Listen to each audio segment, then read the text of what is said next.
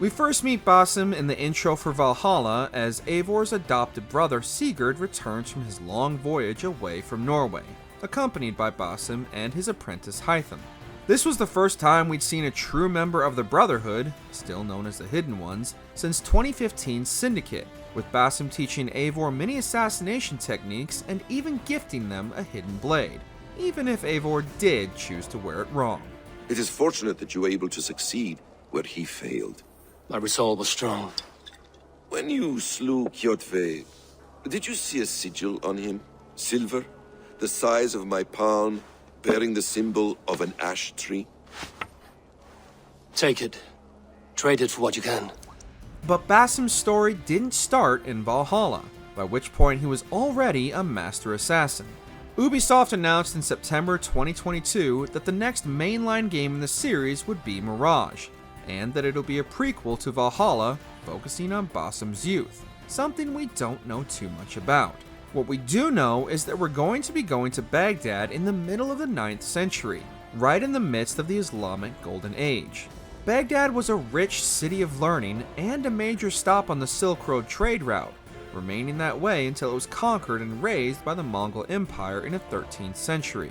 It was, even for a time, the biggest city in the world, making it an ideal setting for an Assassin's Creed game that will focus on one large, meticulously created map. We saw in an early cinematic trailer that the game will follow Basim's youth, from his origins as a street thief stealing to survive to his recruitment by the Brotherhood, eventually rising to the rank of Master Assassin. We also saw and heard in the trailer Basim's mentor Roshan, who provided the narration and also appeared to fight Basim later on for unknown reasons. We're going to see Basim's rise through the ranks of the Brotherhood, a journey that used to be a common plot in the series but hasn't appeared since Unity.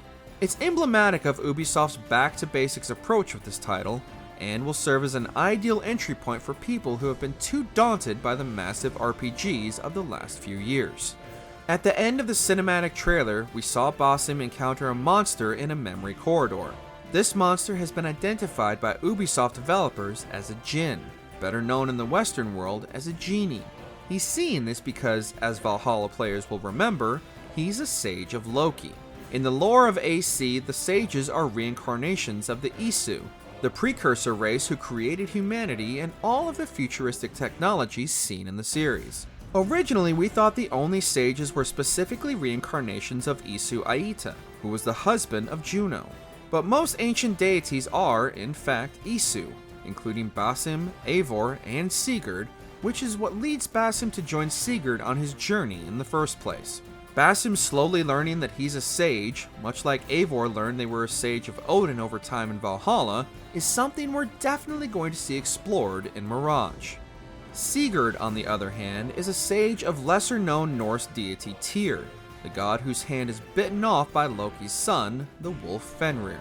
The loss of Fenrir is something Basim laments in Valhalla, blaming Eivor as Odin, who slays Fenrir in the Asgard memory sequence.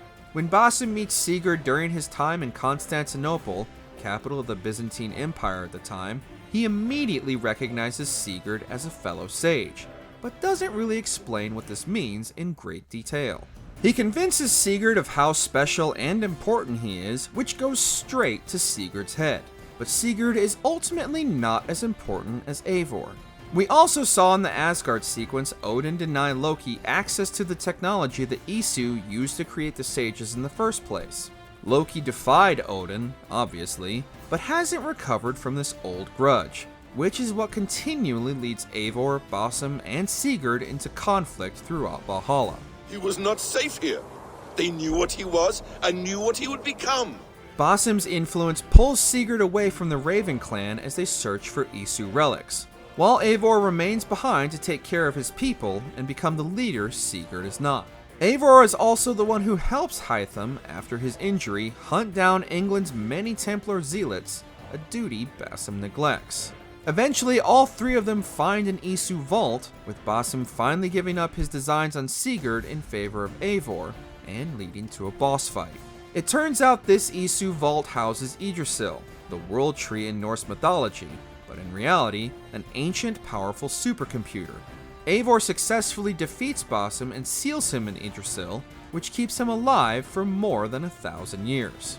That is, until he's eventually awoken in the modern day by Layla Hassan. She finally discovers and connects with Yggdrasil, meeting Basim in the Grey, a digital afterlife that has been referenced in the series for years. However, he tricks her into releasing him, and then steals the Staff of Hermes from her unconscious body. Because the whole vault is radioactive, this kills her, but revives Basim's body in a painful process. Layla is now trapped permanently in the Grey with an entity called the Reader, who is what remains of Desmond Miles after his death in Assassin's Creed 3. Basim leaves the vault to find the assassins, and though Sean and Rebecca obviously don't trust him whatsoever, they do agree to call the leader of the assassins, William Miles, to meet him, which we're presumably going to see play out in Mirage. Basim and the Reader both explain that another catastrophe like the one that first wiped out the Isu, and like the one Desmond averted in 2012, is already on the horizon.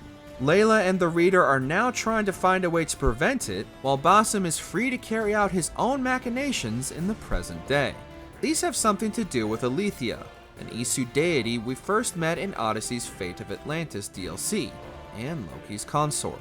Loki seals Aletheia's consciousness in the Staff of Hermes, communicating with her directly upon his awakening. The entire plot to create an heir of memories capable of someday reviving Basim with the staff was apparently hatched by the two of them thousands of years ago, with Basim now looking for a way to bring Aletheia back as well. This mirrors a plotline we've already seen before, with the Sage of Aita constantly trying to revive Juno and grant her a new body, though neither Aita nor Juno have been seen in the series for years now. And it will be interesting to play as a sage once again in Mirage, even if we learn through Basim's memories exactly what his plan with Aletheia is, and whether or not it will help or hinder the modern assassin's attempt to save the world once more. And that was Basim's origin story in Assassin's Creed Valhalla. Check out these other great clips from Mojo Plays, and be sure to subscribe and ring the bell to get notified about our latest videos.